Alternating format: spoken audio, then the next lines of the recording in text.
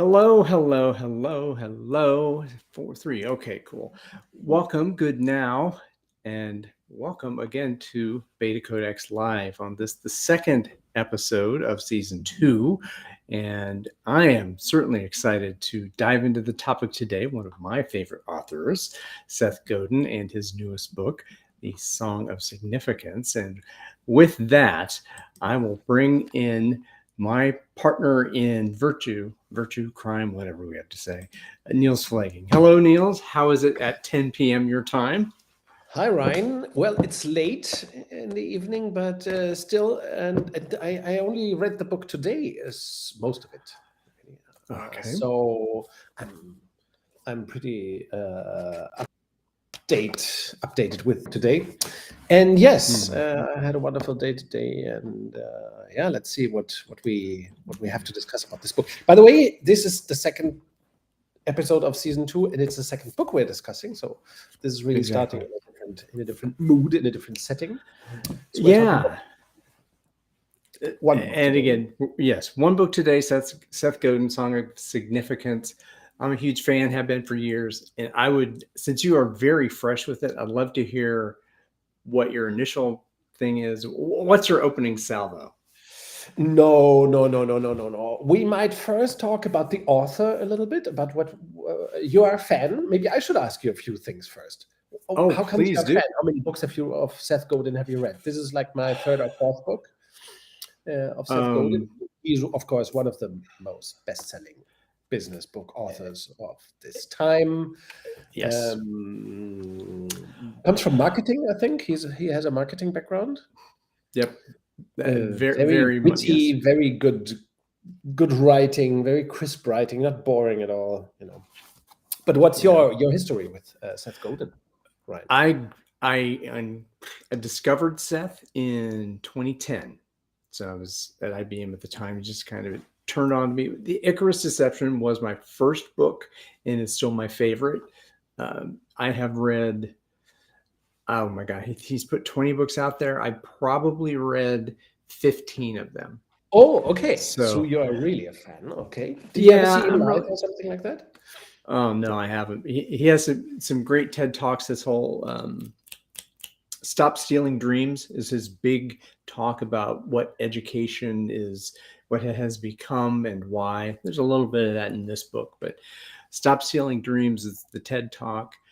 And, Icarus, his most recent ones, This is Marketing, The Practice. He has this, again, it's all about creativity and artistry. And again, the how that ties into art and artistry and business. So again, me being with my background in music and this book in particular has a very specific musical tone to it. But yeah, I've been into him for 10 years. Have he's my spirit guide, as I say, kind of the of the guru class. And I Yes. know it's hard to be. I have to release myself sometimes, and I give him a lot more credit than some grace and benefit of the doubt. So I'm way in. Okay. That's great. Yeah. Again, I read it only a couple of books of his, but he has this social media persona as well. I think he has been playing social media very intelligently for quite a long time. But I think the honor of starting with talking about the book, it's yours really, Ryan, because you suggested we talk about this book. So I think you should first give it a go. Okay, so Yes. the Song of Significance, right? The title of the Yes. book, What does right it even mean? away. Yeah. What does it mean? Yeah. What are we talking about? The song. What does significance mean? Those are two things I do want to talk about because that's, again, it's relevant. Why are we talking about this? What were the songs that we're talking about? What do you mean? That Yes. there are three songs he talks about, and he makes the song of safety, the song of increase, and the song of significance. And he uses the metaphor, the analogy of how a hive of bees organizes, and that there's this sense of safety and creating the hive as it is, and then there's this song of increase, is that how does a beehive move from one place to another? How does that happen in terms of self-organizing or coordination? Self-organization is another topic that is, I think he goes to another level of it I think you might find interesting. Safety, increase, and there's no value judgment on these, by the way. Safety, increase, and then significance, which is, as I interpret it, something is significant that is meaningful, that it has heart and meaning for all of those in the organization who are involved in the path of it. And again, in this moment that we are in today, that we are in a meaning crisis. Some have said that globally, that people are, again, disengaged. Gallup's been saying that for years, but now it's come into the fold that why are people disengaged? Because they don't care. Maybe they've been indoctrinated into behaving in this world of authoritarian coercion and compliance, and just the sense of resignation, I think. And so he goes into that in some detail in the book, right? Yeah, and again, it is by no means an academic text. It is literally on the front of the book, on the label of the package, it is a manifesto, right? So these are assertions about what he has experienced and what he believes ought to be and should be in the world. So he does make a lot of references. He brings a lot of books into it, and a few of the management thinkers we have been talking about, we talked about last week. And yeah, so it's all about the music for me. And then what does it mean to be playing the song of significance? God, significance. I can't believe I can't say it. The song of significance. What does it mean to be dancing to that song? Who's dancing with you? All of that stuff, that when it sinks in with me, I just tie it all to the music. And there's one particular example of a musical example about Joni Mitchell, Jaco Pastorius, and Herbie Hancock in the making of the Joni Mitchell Mingus album, that as a bass player, once you see Jaco Pastorius mentioned, you go like, okay, I get it, I'm in. So yeah, what is significance? What is it? What is the song? And what are those three songs that lead up to it? I think that's the interesting part for me. So Yes. Okay. Just adding to what you just said, the book consists of 145 little, very little, some usually just one page or a little less long chapters. yes. They are numbered 145. That's why it's supposedly a manifesto. And what else should we say? Very crisp, very emotional writing, I would say, right? Yes. And he relates to a couple of people, I would say, a couple of cases as well, a couple of company examples. Mm-hmm. Microsoft is mentioned a couple of times, and Amazon does not get a good portrait in this book. Amazon gets the worst of all the examples. Then a couple of famous company cases, like the sandwich company there. What's its name? I always forget. But yeah, a couple of examples, couple of references to Tom Peters, for example, who obviously is one of our heroes as well. One of my biggest heroes, at least. And yes, what else about this? But what? And you mentioned the little story about the Joni Mitchell album, which I have never heard. Wow. It is a treat. I still have to hear it. I still have to listen to it. Sadly, I had never heard. I heard about it, but I never heard it. Yeah, and the story is totally brief in one of these little chapters. Yeah. Other things that you observed that you loved about the book? Well, again, to me, as I read it, it was almost as if he had gone to the BetaCodex website and read each of the 12 principles and inculcated those into each of those stories. And there's the idea of market steering versus top-down steering in there. the idea. I wrote a whole bunch of these things down. The management versus leadership. Again, that topic is how that is articulated here in the business leadership industrial complex, whatever. I don't care for it, and I have cared for it less since you and I started talking. And but I give him this whole idea of not leading others, but leading with or managing with, and that that comes to me in terms of feels like autonomy. Mary Parker Follett is all of this stuff. He talks about democracy, even though he's talking about honeybees. He talks about honeybee democracy. Like, you're talking about the democratized workplace, and oh gosh, connectedness with purpose. Which is, I think, purpose is what he calls significance. I mean, I think he means something that usually is called purpose these days, or meaning, right?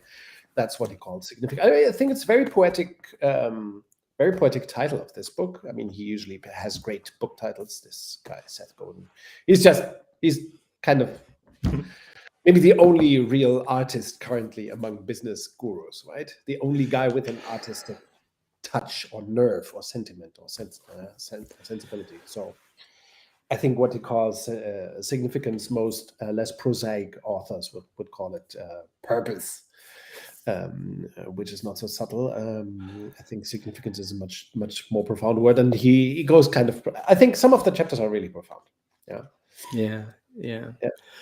Was there anything of what you had read that really struck you as, this is bullshit? This doesn't resonate with me?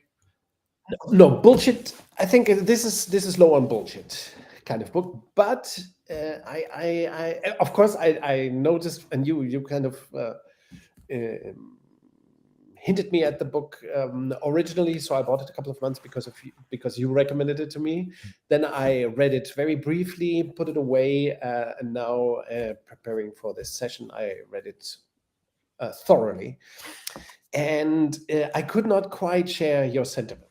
When you said we should talk about this book, you already said that you found it brilliant and wonderful, and my feelings are a little bit more mixed. To me, this book is more of a mixed bag. By the way, we when we set up this second episode of BetaCodex Live, we said let's disagree on a few things, and I think we don't really disagree on this book, but I felt a little more distanced. So I do not think there's much bullshit. There are some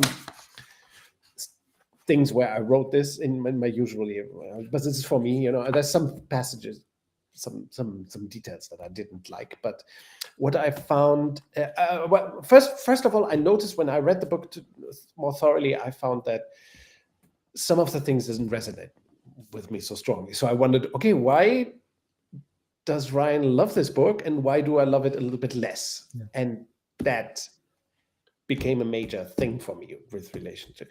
Do you have a feeling what I might have found? Why my response is not as enthusiastic as yours? Any guesses why that might be? I have a feeling.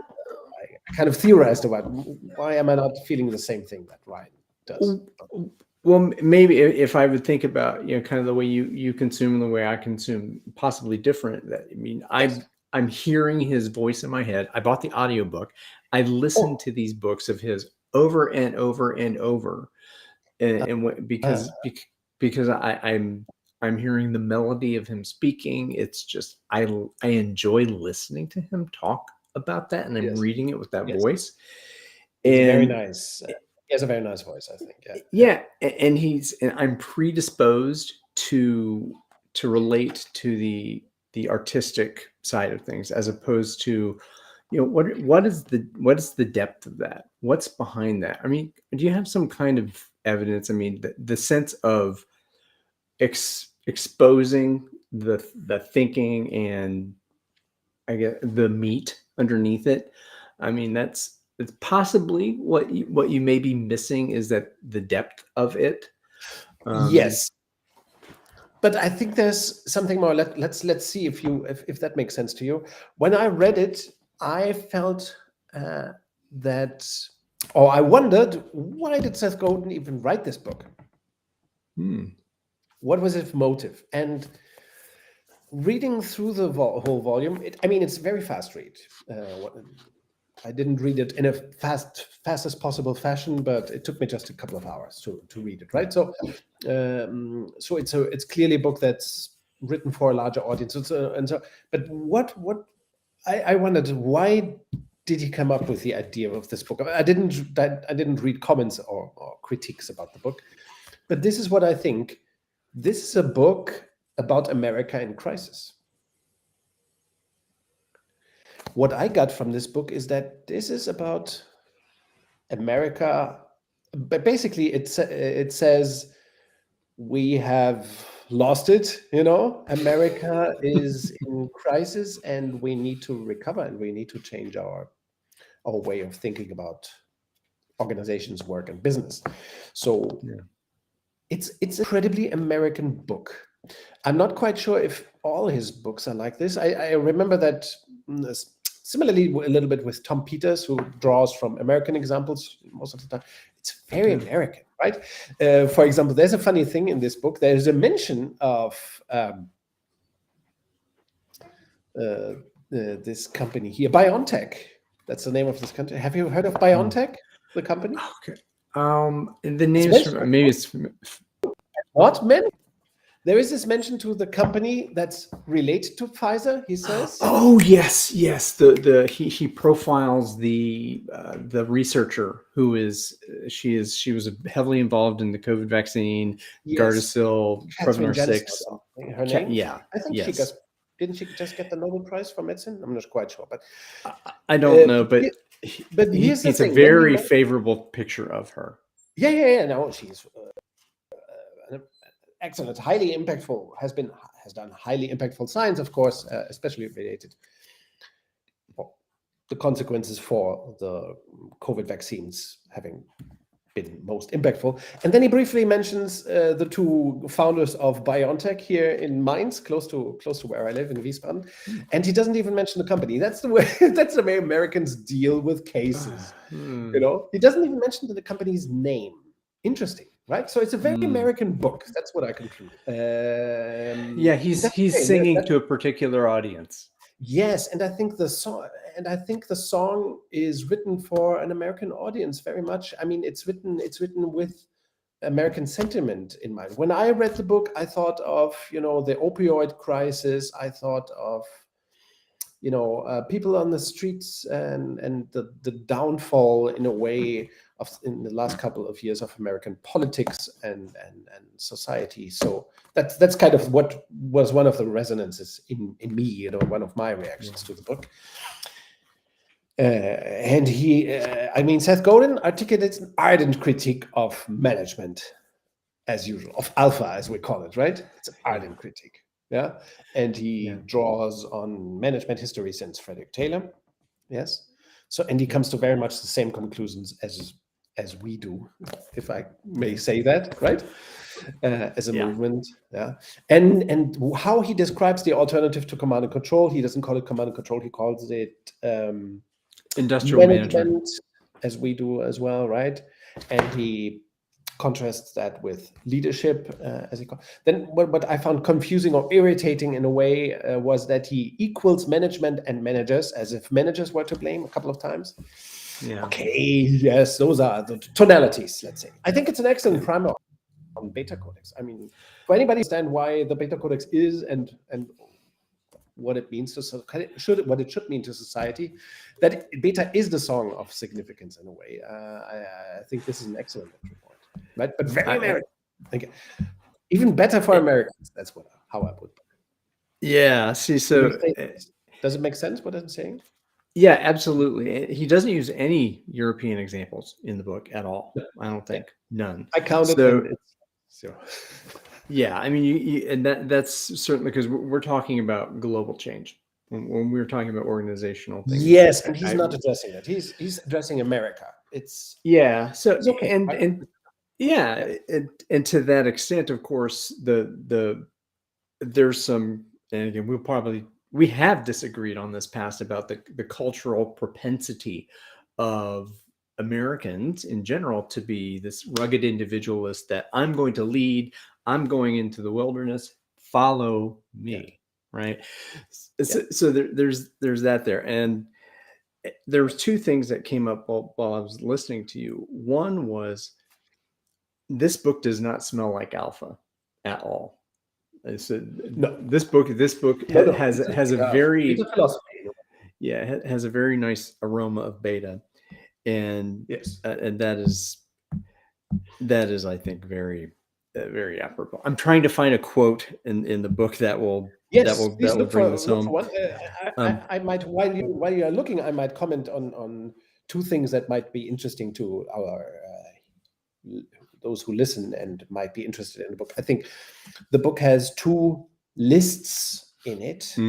Oh yes. And the first, I think, is very good. The second is not so good, I think, but the first is very good. The first has beautiful like lists, because this is structured as these numbered chapters, 145 all in all. And in some of these, he works through lists. The first list is called the one I like. I should focus on that, right? The other one I do not like very much, but the first list is called the significance commitments. Page 96. It's in chapter number 74, and he has some great commitments. I think some great principles here. Like the first one is very Deming-y. We are here to make change happen. That's a very Deming thing. Not sure where Seth Godin got it from, but we are here to make a difference. We are here to make change happen. That's verbatim W. Edwards Deming, whom I love very much, of course. There's wonderful things here. Dignity is worth investing in, right? And then he goes into each of these commitments or in each of these principles into a separate little chapter. Wonderful is also what he says, what he writes about tension as opposed to stress, which I think is a brilliant distinction, and the meaning of conversation. I think he beautifully outlines the importance of discourse, as we sometimes call it, conversation, which we also promote with Comenius. So what he says here, and what's the commitment about tension is not the same as stress, or take responsibility, that's very nice. That's a thing that a problem that we had in the BetaCodex network in the past as well. Take responsibility, give credit. I found the chapter on that not so great, but the point here, the principle itself is so great. Criticize the work, not the worker, which relates to work the system, not the people.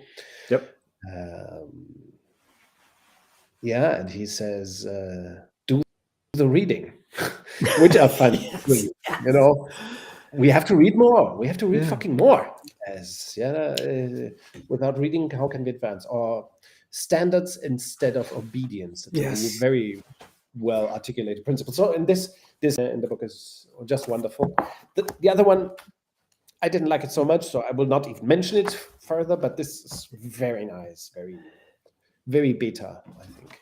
So the other list was a little hit and miss, and I get that. I was gonna go to it and kind of go back and forth on it, but important organizations make change happen. Humans are not a resource. Duh.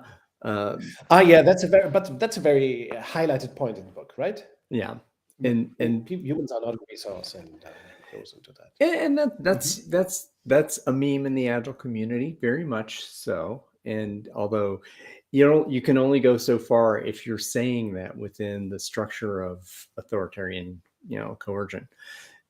So leaders create the conditions for culture. I would imagine if you read that, you'd be like, okay.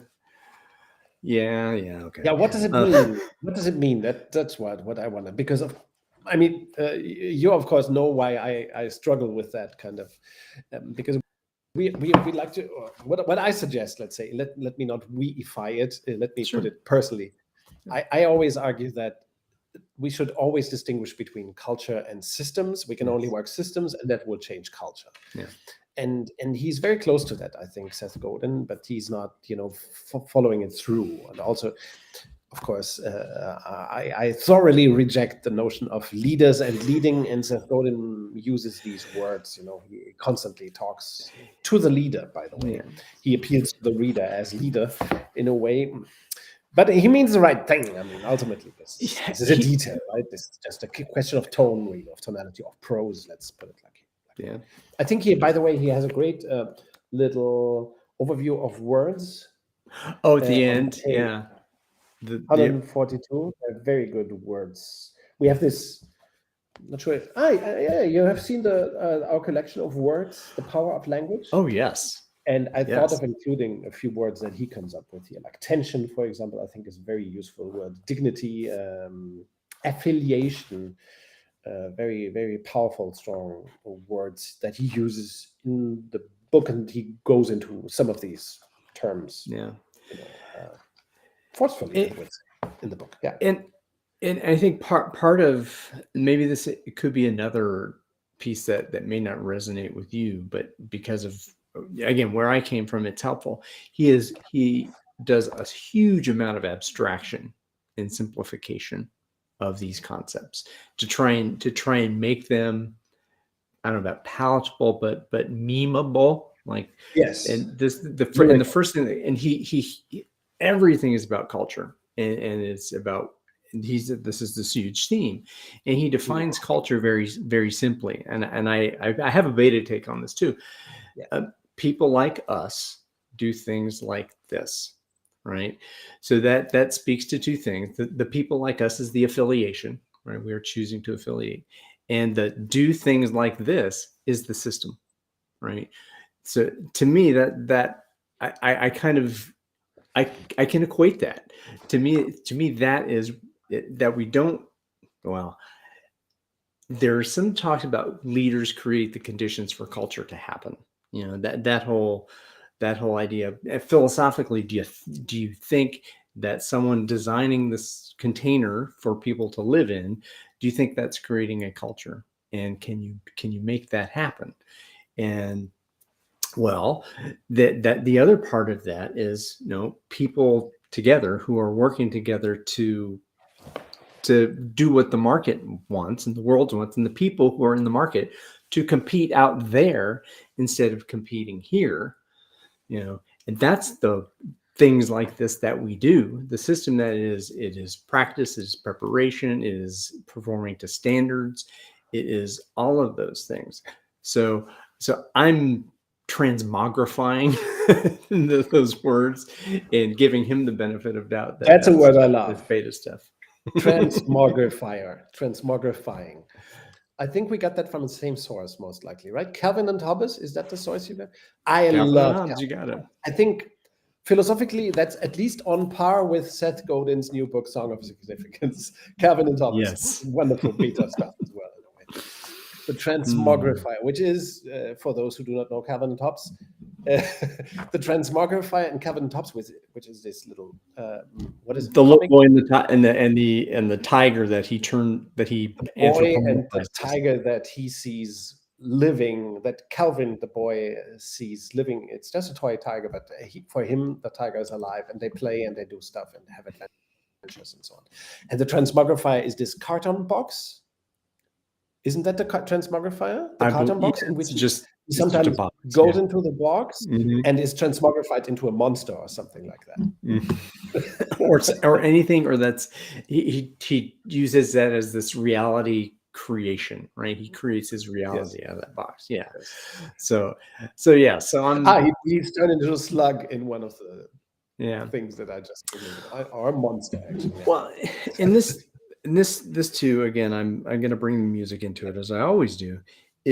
So I'm taking the song that he's singing, right? So let's say it's a jazz tune, right? It's got a melody, it's got some chord changes, it's got a structure, and it's got some instrumentation, right? So, well, I interpret that classic song, Stella by Starlight or whatever. Well, I'm going to play that in the key of G as a bossa nova, as a duet, with people, or maybe I want to do these chord substitutions here, and maybe all that stuff is kind of, well, you are with the spirit of the song. It's still Stella by Starlight, but it is your interpretation of that, and what you take of Stella to play that song for people who you want to entertain and perform with. So that's how I read this. That's how I read a lot of the management guru type stuff, and I try and read that.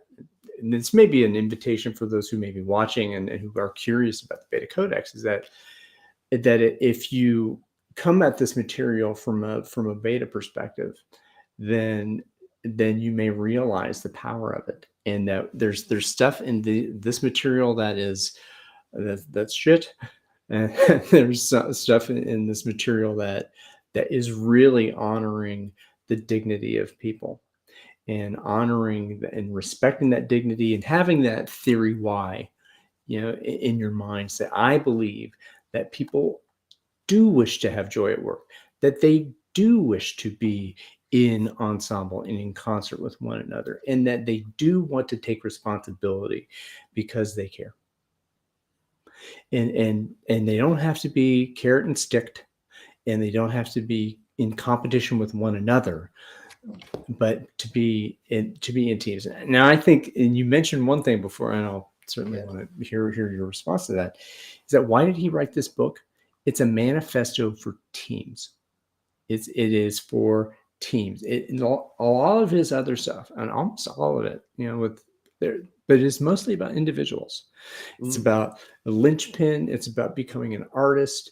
It's about, finding your tribe, that, what is it? This is marketing. It's kind of all about this individual, the practice. This is individual creativity and those things. This book is, and it's not focused on, here's the director, the leader who shall point the team into the future. It's about, what does it mean to be in a team, making mastery-based decision for the purpose of significance, based on principles instead of some very specific vision, mission, purpose, goals, stuff. So there you go. That's my. I think that's spot on observation. I think it's probably, again, I do not know Seth Godin's entire body of work, but this is probably the most. This is probably the book in which Seth Godin turns to organizations and work as a topic, right? Or teams, as you put it.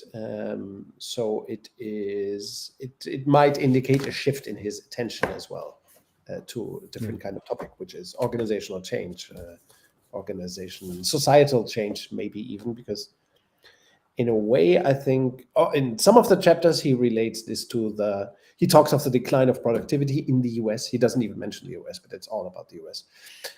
So this certainly, I felt that there is a sentiment here, a wish in the author to be political, and make a political statement in a way, about the world of work and how it works. So yes, this might indicate a shift in Seth Godin's work as well. I'm not sure if it's accurate. It might just be an exploration of the organizational theme, and he might return to more individual topics, which are might sell more. Yeah, well, I think you're right on with that. That as I think of, and again, the Seth Godin fans in this new community I've joined might just rip me a new one for this, but I do think this is the most explicit condemnation of hierarchical management, industrial management, and embracement of, and really advice for teams. So we talk about this. I'm granting you the authority to make decisions as a leader on top of you. And this, to me, takes it a level deeper, right? He's said many times that management isn't leadership. People through the years have said that. But now it's more, maybe not to the academic level of detail, but it's more detailed. It's, this is what you mean when you're talking about, ensemble. Oh, this is what leadership is, kind of, you're talking about, or managing. He doesn't say managing, he says managing at, that for years and years and years that there has been this managing at people. Now, why couldn't we be managing with? So those are the subtle distinctions, and I think that take it to the next level to allow some organizational change to happen. So. I wonder if you're not reading more into the book than there is in it, but I enjoy your enthusiasm about it. yeah. Well, that's no mistake, because I want to believe, right? So this is maybe this is some naivete. I like how he writes. I enjoy it. It is entertaining to me. It is entertaining in a different way than Andre Gabor's book, than last week's book. That was entertaining, but it was like a semester-long assignment, in books, and it's a semester or more worth of management study, kind of at this high level. Yes. Yes. This does not go very, very deep. It covers topics very nicely. Also, the topic of decentralization, by the way, of federalization. He does actually explicitly say federalization. Federated. He uses that. Yeah, I think he even uses the term decentralization, doesn't he? I'm not sure. Oh, quite a bit. Yes. Yeah. So it's very, very aligned in a way. Yeah. He mentions teams in very smart ways. There are some things that I found a little superficial, but most of it is just good and is very, very nice. And also, I mean, his choice of words and expressions is sometimes very beautiful, right? Systems work is people work, by the way, he says. That's very, very, very cleverly put. Even decentralization is a topic on page 91, I see. Yeah. Staff are now in control of their own shops. Yeah, not self-organization. That's very strange. Some of the things are strange. Okay, so I was saying, you're thinking about the self-organization thing, the decentralization, federalization. There's a word that he brings in here that I had not heard before. Maybe I had heard it, but I didn't really connect with this, which was stigmergy. Right? Yes, stigmergy being different than self-organization, and he brings that with and this is something I wanted to talk about a while back that we didn't get a chance to, as was, again, this current American companies that are kind of tilting towards a beta organization or this beta mindset. And he mentions Barnes and Noble as this example of this decentralized decision making, and this, the rebirth of Barnes and Noble. The rebirth of Barnes and Noble, to take this organization that was in crisis, in an environment that is hostile to it, actually, the physical books being in versus digital. And so yeah, and this idea of stigmergy versus self-organization, I didn't get it really as much. I do not quite get what he wants to say with that as well. Did you understand it? What he means and why he is kind of rejects self-organization? I wanted to read it see if we could make sense of it together and say I'll read a little bit of it. This is James Daunt, the CEO of Barnes & Noble, saved the bookstore. Except he didn't, not all alone. First, he saved Waterstones, one of the chains in the UK, and now he's saving Barnes & Noble. The secret. So he says, the secret, staff are now in control of their own shops, he said. Hopefully they're enjoying their work more. They're creating something very different in each store. And then it goes, he created the conditions for people who care to do work that they're proud of.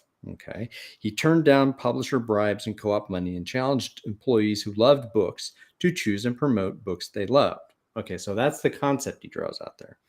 He said, this is an example of stigmergy, not self-organization, but an organization that hears itself, leads together, and creates resilience by embracing the edges, not simply the center. So, again, he clearly understands that self-organization is an individualized thing, which we do not. When we say self-organization, we imply that there's self-organization on a team level, on an organizational level as well, right? Yeah. That there's I didn't look the term up, stigmergy. Did you look it up? I did.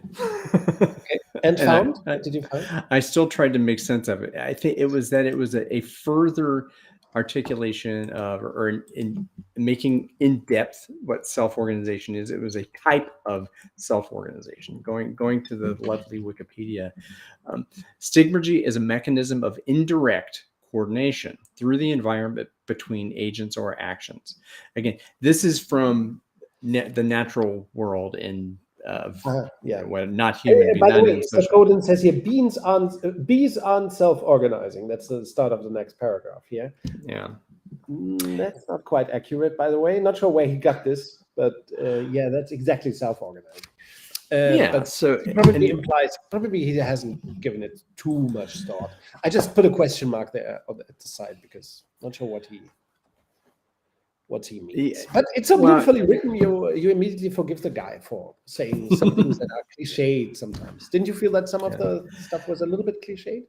Well, he's saying the same thing he's said for 20 years or more. He has been singing the song of significance. He has been singing the song of significance, and he's getting more and more people to dance to it. He's trying to sing it in different venue, maybe the same venue, but in different formats. It's like and different right? instruments. Right? Yeah, Burt Bacharach, conveying the same sentiment in all his songs in a way. Right? Yeah, but this is the thing, and I actually hadn't listened to much Burt Bacharach until Burt Bacharach did an album with Elvis Costello recently. I love that album, of course. I love it. Oh, it's wonderful. It's a wonderful, fantastic album. Yes. And what's but the you name know, of the album? I'm not sure. Elvis Costello and Burt Bacharach, I think from the 1990s, maybe end of the 1990s. Yeah. Oh my God. Well, no, there's a new album. There's this new album that came out with Burton and Elvis. It was like, oh my God. What? But yeah. I'll send look it up.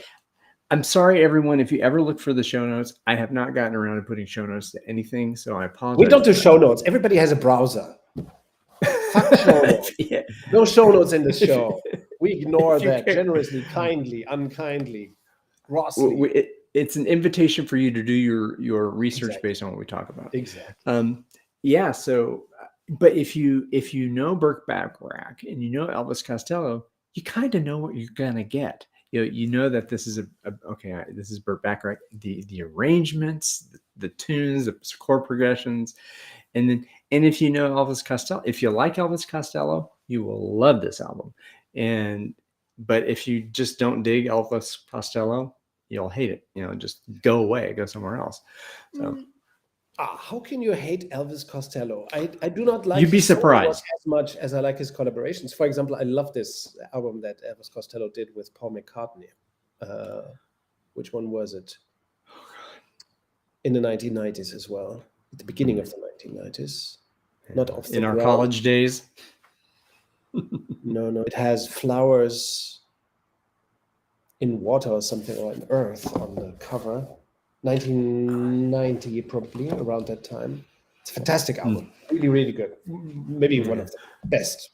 So we're on music. Since we're on music, I know we're. But by the way, there was one page here that had me think of one person. He talks about the trickster on page 86. Oh yes. Did you think of the same person that I thought of? Beware the trickster. I thought of Orange Man. Yes, I thought of Orange Dangerous figures. Orange Man, do we call him like that? The most evil person in Agile, right? Dangerous figures who look like charismatic leaders but are incapable of living well in community. That's the Welsh trickster, right? Tricksters promote confusion and chaos by sowing discord. The trickster is masterful in putting people against each other, etc., etc. I wasn't thinking of him. I was not thinking of that guy. I was thinking of Donald Trump. Actually, Donald Trump. Of course, he's a trickster. Yeah. Yes. No, I thought of the wedge guy. Oh yeah, but Donald Trump is also the trickster. Yeah, but that's a wonderful little chapter, by the way. And there are a couple of these in the book. Yeah. What did you like particularly? So again, I'm on music, and I cannot commit this to the digital world without actually telling the Joni Mitchell story of filling in. It's the chapter 72, filling in the blanks. When Joni Mitchell was recording her breakthrough Mingus album, She worked with Jaco Pastorius and Herbie Hancock. Herbie asked Jaco if they were supposed to play the music as written. She wants you to paint. That's something you can do, Herbie. Paint. And Jaco and Herbie brought genius to that record. And Joni brought the guts to provide large blanks for them to paint. And the part I highlighted to lead me to this is that the job of a band leader is to find great musicians. And if you want to be a great musician, it pays to find a band leader who will let you paint. So, of course, the word band leader kind of is a very, we could talk about that. The word leader has all this valence to Not it. band leader. That doesn't have a negative notion at all. Band leader is Well, period. yeah. So, yeah. So anyway, but that this is the idea. It gets to people with authority have the authority to take responsibility for the conditions within which the people are playing in ensemble. So if there's a message that I would hope to be able to bring with executives or others who I might be coaching, or if they accept an invitation to do coaching, right, that Yes. it would be to be, what does it mean to create the conditions for something? How can you create the conditions without coercing, without abusing your authority? What does it mean to use your authority ethically and morally with unconditional respect for the human dignity of the people who have chosen to work in your environment? And that's a pretty tough question. And I would hope that whether it's middle managers or those up in the authority chain, if you think about, am I using my authority with respect for the dignity of the people who are in this organization? And if you have to pause and think about that and maybe I'm not, well, then there's some work to do.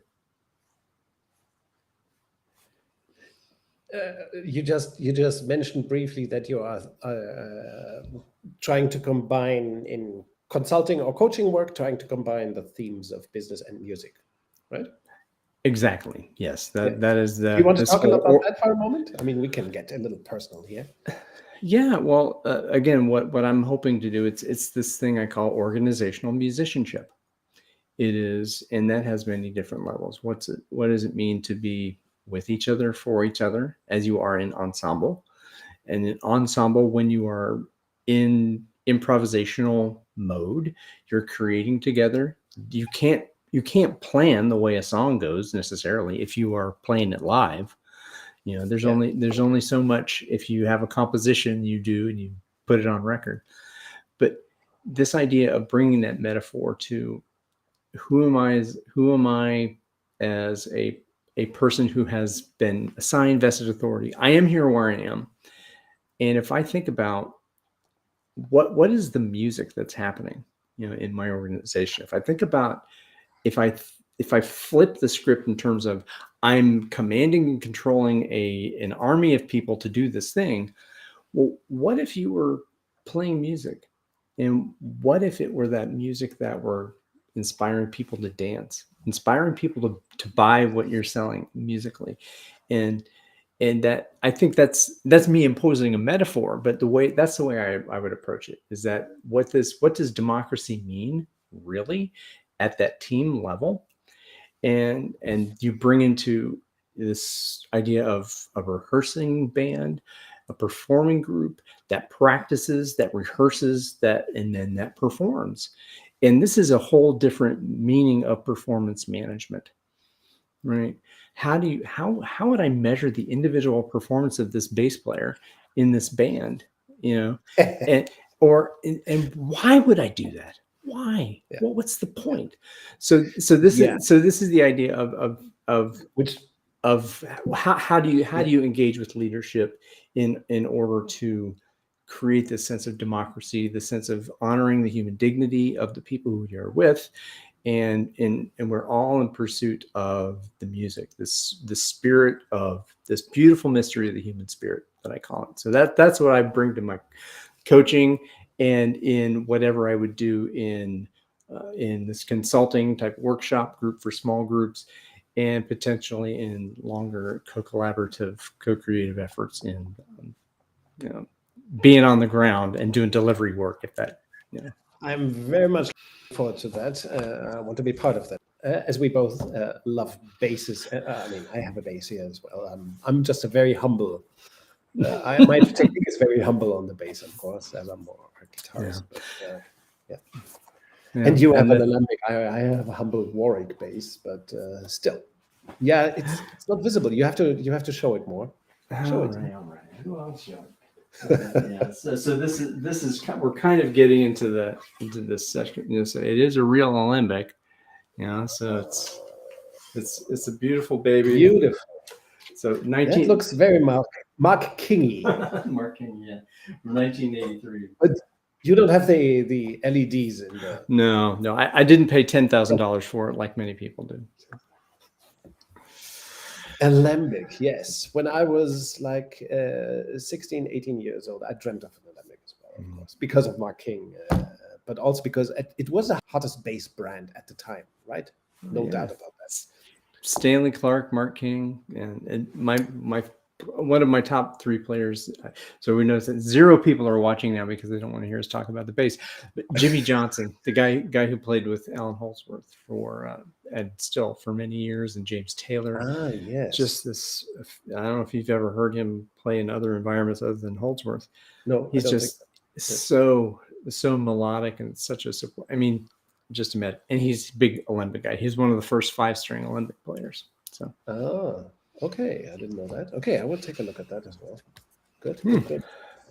Well, any final words you want to say about the book or our time here today before we? I think Seth Godin, The Song of Significance, is a wonderful book for those who want to get into the mood for beta, who want to, get into the spirit.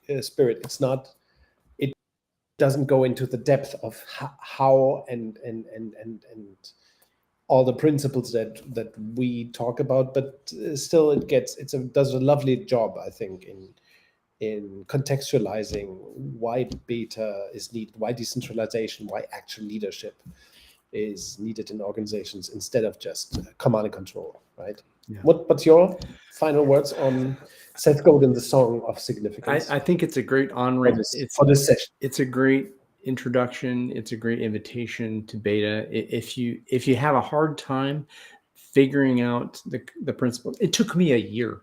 It took me a year to really get it. And now that I get it, I refuse to think, well, whatever. I'm so default to be beta. And I think this is a great way to get into that and to save yourself a year of just trying to bring it into your head. So it's a great invitation. Yes. It's a great read. Audiobook is fantastic. Seth Godin. It makes the case of change brilliantly, right? And yes, the audiobook, you said it's good. Yes. Oh, it's fantastic. Good. Every audiobook he has is just amazing. He's got a great podcast. His voice is like a song to me. So yeah, he's singing. Yes. I am dancing to the Song of Significance. So. Wonderful. All right. Great. Well, at this point, let's sign off here and discussing this with me. This was lovely, and see you next week for a new episode of BetaCodex Live. Well, maybe we'll sneak into Zoom for five minutes or so. If whoever might have been there, we'll Let's see. Do that. So, let's do that. Okay. All right. See you. I'm sorry, Niels, for cutting you off there. Everyone, this has been a great discussion between Niels and I would invite you to engage in this discussion in the future on LinkedIn, YouTube, like and subscribe. Everybody says like and subscribe on YouTube, but please do it. To the BetaCodex Network on YouTube. All the episodes of BetaCodex Live, as they are streamed, end up on the channel and in the BetaCodex Live playlist. So enjoy that. And thank you for the precious gift of your time and attention. And I'm out.